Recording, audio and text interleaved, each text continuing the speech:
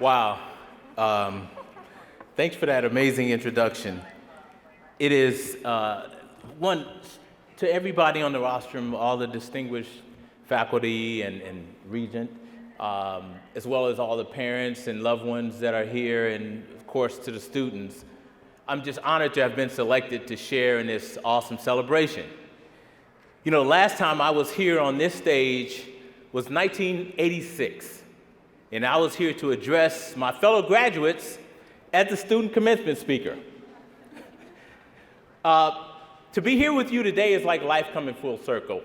And while I don't remember everything about that day, there are two things that I distinctly remember. The first is standing on the stage, looking out at my fellow graduates and saying with full-throated vigor, "The future belongs to us." In fact, I think my exact words were something like, "We are the future." The distinguished faculty and staff here, you know, they may be influential in the present, but they're the past. The future belongs to us. And when I uttered those words, I was a first-generation college student, born and raised on the east side of Detroit, who had no shortage of hustle, grit, determination, who worked his way through college cutting grass, building swimming pools, parking cars, selling ice cream, signing shoes. And I just earned a bachelor's degree from the great, in political science, by the way, and from the great University of Michigan-Dearborn. There were also the words of someone who, after being here for 5 years, was more than happy to leave this amazing institution where I received a stellar education. But I never quite felt like I belonged here. There I was, having been selected to represent my fellow students, and yet I still felt some kind of way. And it would be fair of you to ask, why? Well, my initial impressions and transitions to campus life were quite difficult. First, there was the environment. I set up from the east side. I arrived on campus as a young black man from the east side to a sea of white people. I'd never seen that many in one place at the same time, from the east side. And many of them looked at me with a mixture of fear and curiosity. It was a bit disconcerting. And then there were some of my very well-meaning classmates, fellow students who had really never met a black person, let alone had an actual conversation with someone black, who sought to compliment me, but rather insulted me by saying, "You're not like most black people." To me, that was code for I've been taught to have a negative impression of black people and you don't fit that stereotype. So rather than reevaluate my stereotype in the face of facts to the contrary, I'm gonna keep my stereotypes and determine you're just different. And then there was that one professor. I met him doing an open house first couple of weeks, who after I introduced myself told me point blank, "Don't take my class, you won't do well."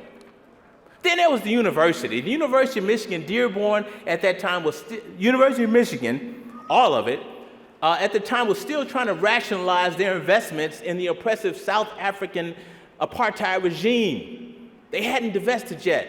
And then finally, this was Dearborn, a city with a well-documented history of racism toward black people. And remember, this is 1981, when segregationist Mayor Orville Hubbard's 36-year reign as mayor had just ended 3 years earlier. And frankly, the cumulative effect of all of that made me wonder if I really belonged. And while I was struggling with that question, I went home to church. That's where I go when I'm struggling. And I had an encounter with a soft-spoken little old lady named Mother McDaniel. And as I was contemplating quitting, she walked up to me and told me how proud she was of me going off to school, and that she had never had a chance to go to school, and she wanted to help with my schooling. And she reached in that little pocketbook and took out that little change purse and opened that little handkerchief in that change purse and rugged deep in there and gave me $5. That $5 changed my life. I was overwhelmed. It was at that moment that I realized I was the embodiment of the dreams of generations. And here I was about to throw it all away, throw the opportunity of a lifetime away because I felt uncomfortable. I said to myself that day, I would never let anyone or anything, especially my own discomfort, make me quit. God had blessed me with this opportunity, and how dare I walk away from it? So I gathered myself, armed with my faith, my fortitude, my intellect, my hustle, my tenacity, and said, I'm not leaving. And rather than leave, I got involved in the university community, in the student government. I got involved with student activism. I met professors like the late Bernie Klein and Elaine Clark, who pushed me and inspired me and told me what was right about me and that I could make a difference. And I wanted to make this university a place where all students can be proud to arrive and thrive and not just survive. And by the way, I also met the former Paula Brinston, who would later become my wife. Hey, Paula. It was in that context that I called the University of Michigan-Dearborn faculty the past and declared my fellow graduates the future. To be clear, it was a statement of possibility, but it was more than that. For me, it was my final act of defiance and rebellion.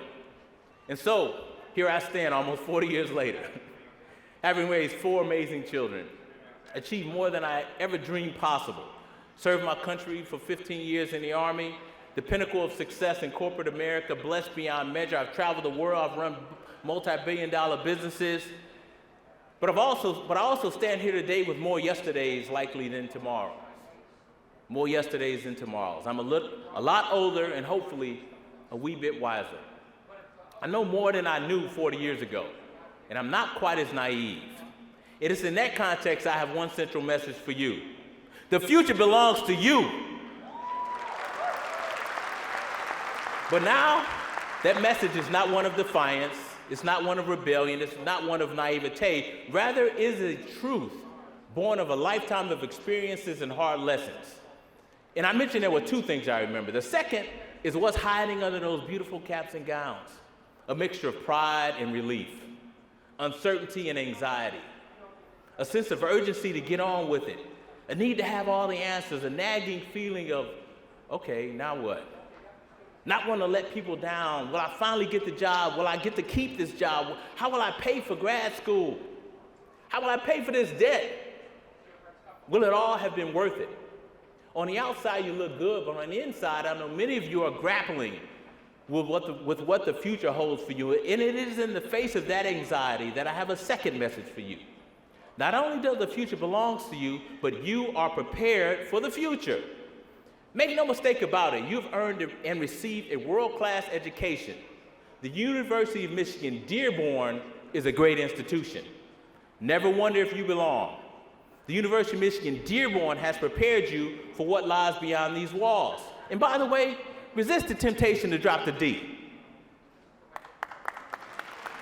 So many of you are going to get out here and you're going to write on your resumes, University of Michigan. You're going to drop the D. I know. Where did you go to school? University of Michigan. You won't say the D. But I'm also an honors graduate of the University of Michigan Law School, as well as the Fuqua School of Business at Duke. So I'm familiar with elite institutions. But make no mistake about it, it all started with the preparation I received right here at the University of Michigan-Dearborn. Don't drop the D. You are well prepared. And as you venture into that future, many of you think you need to have all the answers, that you need to act with a sense of urgency to make your mark on the world and get on with it. I get it. You're prepared, but don't confuse a clear vision for a short journey.